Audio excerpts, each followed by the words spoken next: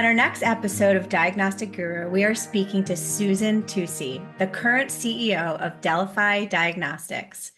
Prior to DELFI, Susan led the commercial operations as the Chief Commercial Officer at Illumina. Unless you live under a rock, it's the most well-known technology company that holds the majority of the market share in next-generation sequencing instrumentation, a technology I've used throughout my career and still do today.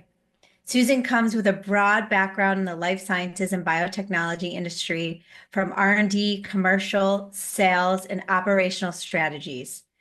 Susan is acknowledged as a 2022 Forbes 50 over 50 entrepreneur and is an advocate for sciences and women leadership, involved in reputable organizations such as the National Academy of Engineers and the International Women's Forum. Susan holds her MBA from UCLA and received a bachelor's in science and engineering and science and mechanics from Penn State. Go Nittany Lions. So welcome today, Susan. We're so honored to have you as our next diagnostic guru. Thank you. It's a pleasure to be here, Leslie. Looking forward to the conversation.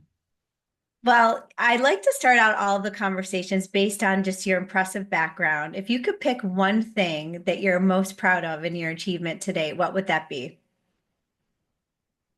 I think having been part of developing and then leading products that have made a real impact on the world, brought capability that wasn't there, and so I feel like the capability that's been kind of out there, be it in life sciences tools, or even before that in consumer products, was somehow touched by my by my experience and commitment to doing something that really opens users to absolutely new applications that wouldn't have been available before. Yeah, I would say that is a really huge achievement. I mean, globally, you touched multiple lives, right? And multiple different industries and sciences, through the Illumina platform, a very reputable company and an incredible achievement. I can't even imagine what that was like. Yeah, thank you for that. And I actually, I spent 2 decades before coming to Illumina and leading product development there. I spent 2 decades in the tech world and worked on consumer products. And I think that, these were inkjet printing products, digital cameras, lots of tools that were enabling for consumers. And yet there were a lot of complex technology, and often, they were like fluidics as well as mechanics and electronics and data processing and image science. And so that taught me a lot about how do you take, all these complex technologies and you really reduce them to practice and are able to bring them into a product that makes it very easy to use. So all the complexity is kind of hidden, and the product is what's featured. And you learn how to do that in a very scalable, robust, cost-effective way, so that can be available to the masses. And your average person has a very high expectation of consumer electronics, so the bar is very high. So having had that experience and then coming into the world of Illumina, where I think the life sciences tools were not as not as mature, I guess, in all those aspects as the consumer products world was. So it really allowed me to kind of apply all that experience to what we did at Illumina for the decade that I kind of led product development, and prior to being chief commercial officer, and that was exciting as well. So yeah, it was fantastic, and wouldn't change that for the world. Yeah, I love the trajectory, the journey that you've had, right? And they say it's always about the journey, not the destination. I was excited to see that you worked at Kodak. I actually grew up in Rochester, New York. I have Wow. Yeah. several generations of engineers that worked at Kodak. I think it was one of the pinnacles of our industry, right? It's sad to say they didn't seem to jump on the digital era, but they are coming back, I think, which is nice to see. But having that experience there, I'm sure was pretty powerful. And you're probably one of few women leaders working at a strong engineering company like Kodak. Could you touch a little bit upon that? being one of the only women at the table, and that was certainly true at Kodak. Kodak was a very old school company, and there weren't too many women who were running full businesses, or too many women who were running any of the R&D groups. So I got a chance to do both of those things. And I found that a lot of my instincts and support system were, a lot of colleagues who were, by nature, they were male colleagues, who actually made way for me and, very Nice. supportive. And I think since many of them knew me as, kind of as technologist first, I had some established rapport and credibility with them already. So that helped. A few things happened at Kodak. I remember, we had a lot of our meetings with the entire management team on a panel. We were the people who reported into the CEO, and in Kodak Theater, which Mm. was, very huge auditorium. And, we had, thousands of employees who would be in the audience at any one of these. And there was a point in time where I was running a business there. I was running our inkjet business, and I was pregnant. Actually, at that time, pretty pregnant, and I was on stage. And the number of employees afterwards female employees who sent me notes who said, well, one, I never thought I would see a woman on stage at Kodak Theater presenting her business. And then secondly, I certainly never thought I'd see a pregnant woman, on stage, presenting business results. So, yeah, I mean, they said that I had broken some barriers and that really kind of given them perspective that's doable, that, it's nothing barring you from achieving your Mhm. goals because there aren't a lot of women who look like you on stage. So I really appreciate that I had that opportunity. And before me, there were, women who certainly kind of broke the glass ceiling, if you will, or who who made it possible. And once Mhm. again, I think a lot of my male colleagues were part of what my support system, believers, people who helped me along the way. I had a lot to learn. I still have a lot to learn. I mean, I feel like I'm learning Yeah. every day. So I think it's important to have a bit of humility. You came from a scientific engineering lens, understanding the technology, and then were able to apply that to the business side. And I think for personally too, I find that that gives you that credibility on the business side, right? Because you can walk the walk and talk the talk. And that's really important why those two worlds really need to be synergistic. And it's very rare for us, with the science backgrounds to go into business and get an MBA. What was that turning point for you to decide that it was time for you to do your MBA? Well, it was at a time when, I was asked to step in and be the general manager of a business that I helped to create. I was leading all the R&D effort. We created a line of technology and IP, and then a line of products that we marketed. I was the R&D leader, and I was asked to take over and kind of as we were commercializing to become the full P&L leader, full business leader. And so I went from being peers with the head of operations and the head of marketing and to being kind of the overall boss. And we ran very much like the company within. So it was like a full P&L structure. Everything reported to me, and I was responsible for the entire P&L from that day forward.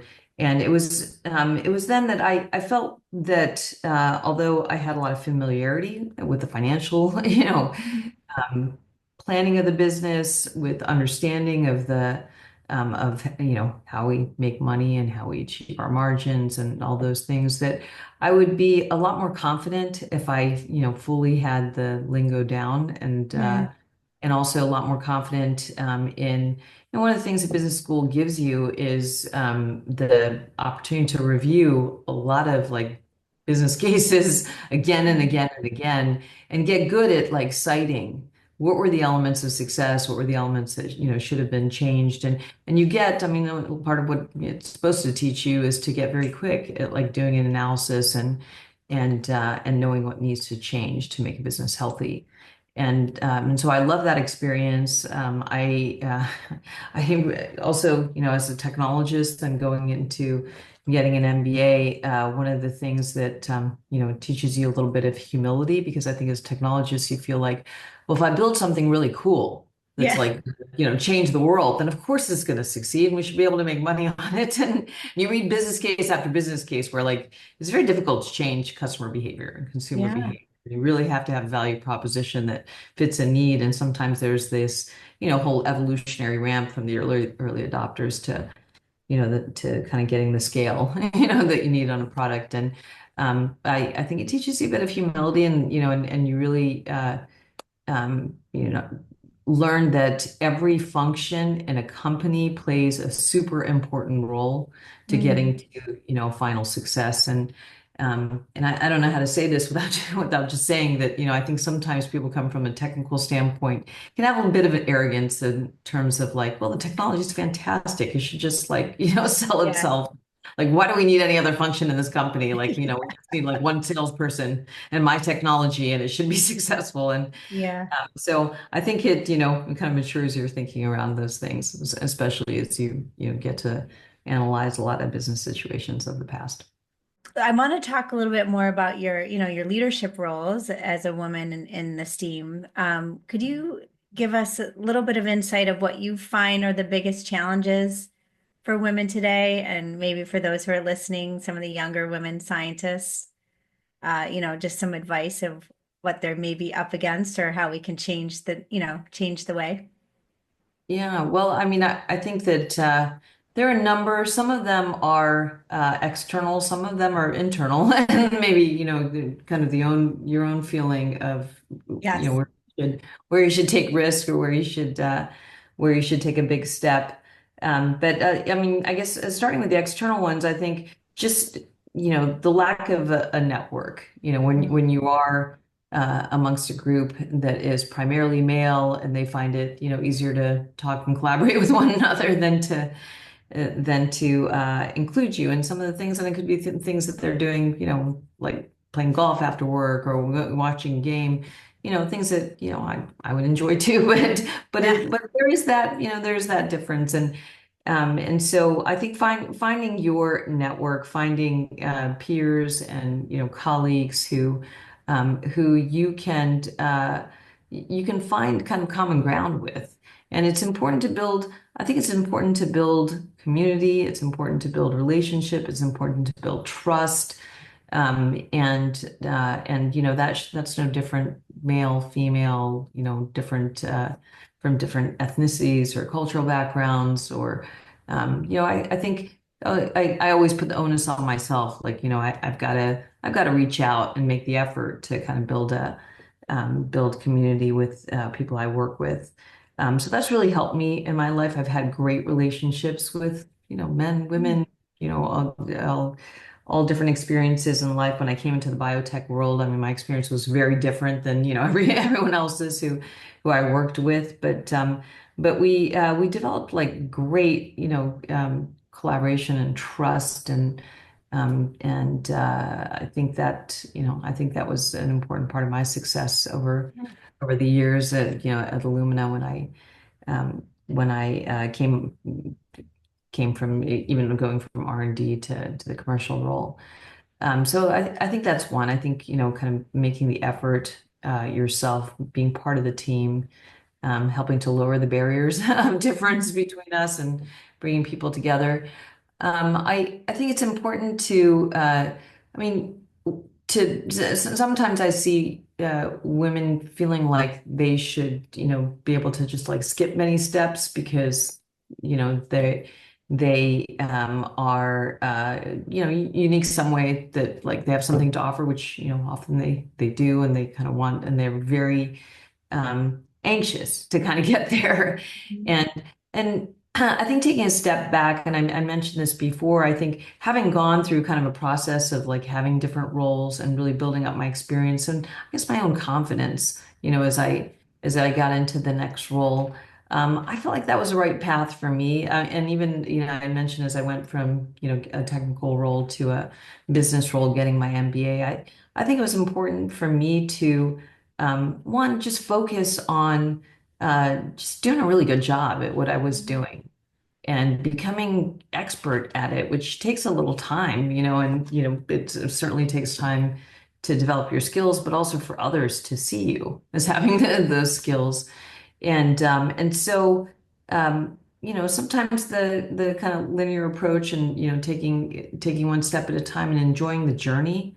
If you Yeah. love what you're doing, if you're learning, then don't put so much the focus on what is the title at the time. And even when I went from the tech industry as a general manager to kind of coming in as a kind of R&D leader again, I mean, I took a step down. I took a major step down in terms of scope and number of people I managed and all of those things. And yet I felt like it was the right thing to do. And I wasn't so focused on the title. I thought, well, my experience will then kind of catch up and I'll be able to demonstrate the impact that I can make and it will be fine. And I'm really glad I did it that way because I think it would have been, I had the opportunity to step into business management roles in life sciences world immediately. But once again, I wouldn't have felt as confident not understanding the core technology and being part of like building something. So at least that's been my journey. And I really like it. I wasn't, and I think this focus on, I have to be promoted, I have to get to a certain level, it has to get to a certain level by a certain age, all these, and I've heard that from Mhm. young women who feel very anxious about it. And I can understand why there might be a sense of being anxious because you feel like it might not happen. And like, there's not a lot of Right. space for me. But I still feel like a career is better built over, a real, enjoying every piece Mhm. along the way, feeling really confident in your expertise and feeling confident in your leadership as you take each of those steps. I think that's more enjoyable. I think it's more sustainable. And so that would be my advice. I think that's great advice. They say 10,000 hours, right? To put into Yeah, to be at good at least, anything, right? But yeah. I feel that sentiment too sometimes with some people that I've tried to lead where they're rushing or they're obsessed with the title or where the next step is and but you should just be comfortable with where you are and what you're learning at that part of your journey. So great advice. Thanks for sharing that. Absolutely. And if there's one other thing I can say there, I mean, I think it's possible that she can be in a place or a system that's just unfair. And if Mm, that's true, if you feel like it's, not a meritocracy and your contributions won't be valued and judged fairly, then you shouldn't be there. You have to kind of take the step of making a change. so If you true. feel that you're in a place where it is a fair system and people are viewed, they're not judged by their gender or their background, and it is based on merit, and if you do the right things and if you make an impact and you do your role really well, you're going to get the opportunities. Mhm. That's a healthy system, and you should strive to be part of that. So I just want to add that. That's perfect. So true. Well, in that same vein, then, is there anything in your career that you wish you'd done differently or that you wish you had said yes to? Hmm. Honestly, I wish that I had changed to this industry sooner. Mm, Um, I spent, as I mentioned, I spent, 2 decades in tech before coming to life sciences, which has been the last 14 years. And so, seeing how much I enjoy the human impact, and hmm. I come from a long line of doctors. I have, 2 children in medical school myself today. Um, Congratulations. yeah, thank you. So I don't know if it's a calling or what it is, but certainly I feel much more at peace, and I feel more joy out of making an impact on human health.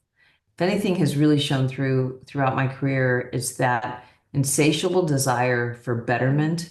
And that is, kind of driving the technology to its like logical, what more can we do? How can we make it better? How can we make it more accurate, less costly, improve the experience for users and make them love, in this case, love our test. We want our providers, our primary care physicians to absolutely love working with Delphi, providing our test to their patients, closing this gap in getting people screened, and for patients to love that, they can check the box on being screened. If our test is negative, 99.8% chance they don't have cancer, they just come back next year as part of their physical. But now they can feel like I'm getting screened. I got screened for lung cancer. Mhm. And if you are positive, then it's 5 times more likely that you're going to find lung cancer in a CT scan. You should get that scan. And I want patients and doctors to really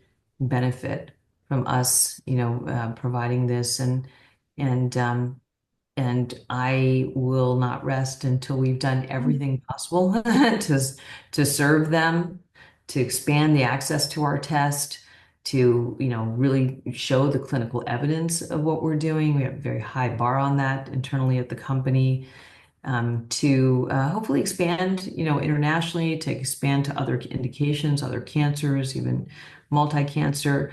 We want to make a huge impact. I'm so inspired by that, and I think my team is too. That's why they're here. Well, it goes to your statement, insatiable desire for betterment. That is really going to send home me today and else who's listening. Well, I just have a few more questions for you. So really the premise, around this podcast is kind of digging into who you are as a diagnostic guru. Could you share what's your one good, one bad, and one ugly of your career to date? Oh, goodness. Um, I would say, um, the one good is that I've landed in a place where I feel like I can change people's lives and improve their health. So that's really, that's the pinnacle for me. The bad is that, along the way, there were definitely moments where I doubted myself and like whether I should take that next step. And it took, I think experience, maturity, supporters to kind of, to bump me along to going for it and like doing that next big thing. And I'm really appreciative to all the people who supported me and breathed that confidence into me. Um, and I wish I just had it at the time. I mean, I think I have it now. I wish I just had it at the time. And the ugly, I think that,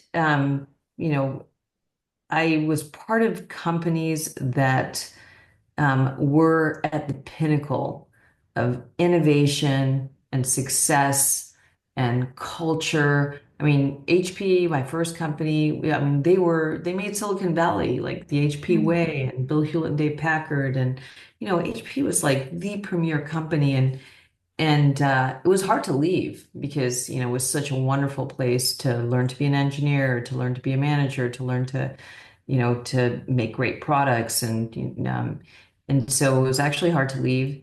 And it was hard to see the company, go through some really hard times and lose their way. Hopefully they're on a better trajectory now, but I think kind of going from being the pinnacle of Silicon Valley to kind of Yeah. losing that shine. Kodak, the same. I mean, at Kodak, it was already, by the time I joined the company, it was not quite a shell of itself, but it was certainly not at the height. And Kodak was a company that was a leader in film, number one on a product that had more than 90% gross margin for 150 years. So it wasn't a Wow. long ride. It was a really Yeah. long ride. It wasn't like happenstance. I mean, there's a lot of competition, a lot of things that were done right, a lot of vision on the part of George Eastman, who started the company. So, uh, in some ways, Illumina, I think, having been like at the pinnacle and, now with everything that's happened over the past, hopefully, kind of now behind them and we're getting on, but, it stumbled a bit.